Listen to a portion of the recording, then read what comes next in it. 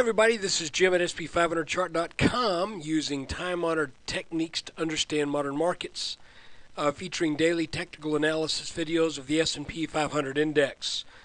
Just want to remind you that the website and this video are for educational purposes only. Nothing stated at the site or in this video is intended to be used as investment advice. I can draw lines on charts, but you have to draw your own conclusions from your own research and make investment decisions that are suitable for your personal financial situation. I'm not a licensed financial professional. I'm just a guy who draws lines on charts. So let's take a look. First thing I need to say is my sinuses have been terrible this week. So let's see how long my voice holds out. If we're looking at a 10-minute chart here. And we had identified this line of support that had been tested multiple times. That broke on last Friday. And then today the market just gapped up back over that line again, but it couldn't hold. So what does that mean? Well, to me, it means the market is just kind of in a state of they're not quite sure what it wants to do here, and I sort of feel as if we are once again just kind of in this middle area where this circle right here includes some lines of what should be pretty major resistance, and down here we've got what should be particularly these horizontal lines should be pretty major support. So I think what we need to do is watch this 1296 area again. Like I said, the market jumped right up over that, and you could see that there was a little sort of call it a triangle that developed right here as we were going through most of the day. And that triangle, once it broke down, you could see it really did end up in a fairly, well, I don't want to say precipitous, because I mean it wasn't a huge move, but it was a rapid loss of at one point about 7 points, and you can see that this little pattern has a target that is about 7 points. In other words, the height of this pattern says that once it broke down, it should come to roughly that 1291 level. That also kind of puts this very close to finding some gap support. Which would be expected a little bit under 1290, but maybe that's why we got that little bounce at the end of the day. Now, it's also possible that depending upon whether we open up or down tomorrow, this little end of the day rally could be setting us up with a little bear flag. So you know, guys, I want to share something with you kind of in theory, because lately I've felt as if I have not had a super clear take on what I'm expecting the market to do in the short term, or even necessarily in the intermediate term. And the reason is because all the charts can really do is help us to identify support and resistance.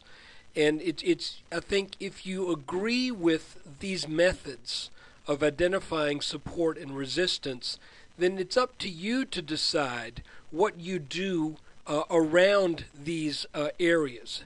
So in other words, if you think this chart is working, if you think a channel is working, I do not feel qualified to say, okay, when the S&P gets to 1312, sell it.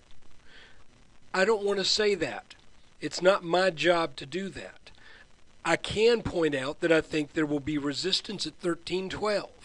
Okay, and I think there'll be support down at about 1276, or possibly even support along this rising line. But I do not feel the willingness to take responsibility with making such bold statements as when to buy and when to sell.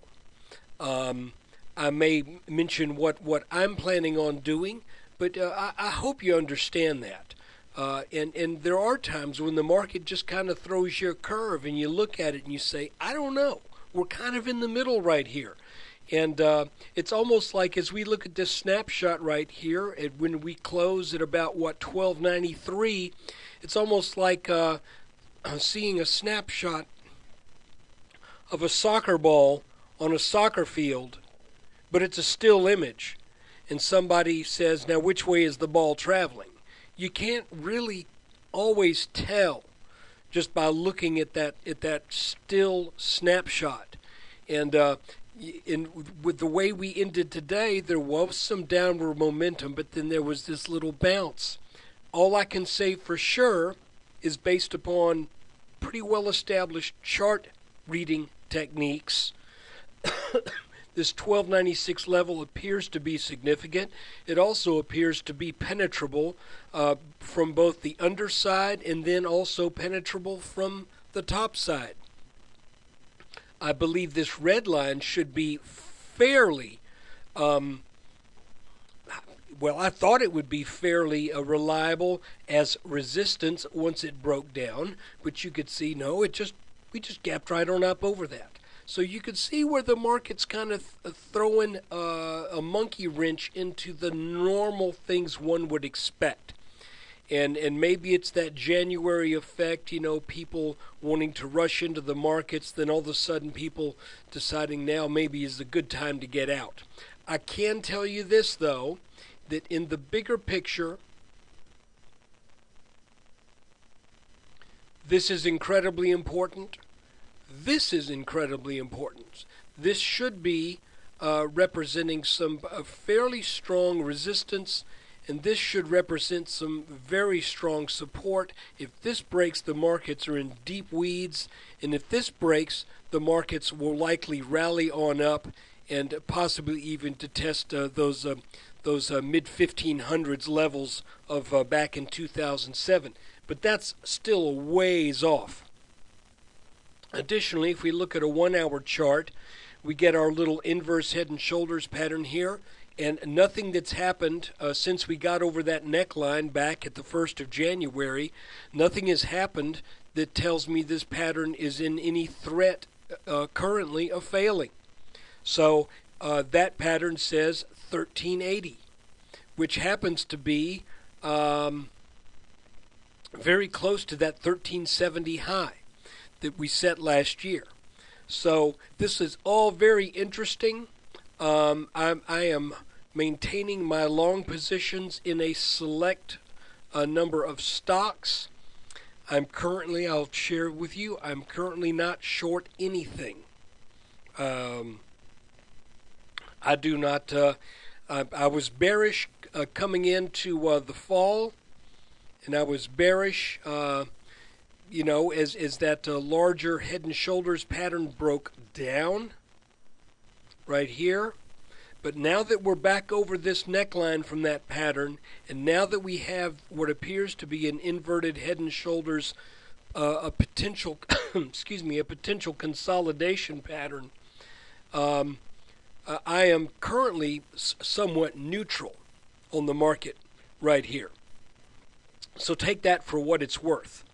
Look, guys, I wish I had something with a little bit more clear direction. Maybe the markets will give us something a little bit more easy to follow over the next few days. But for right now, once again, we end kind of in between resistance and support, leaving it somewhat up in the air what's going to take place tomorrow.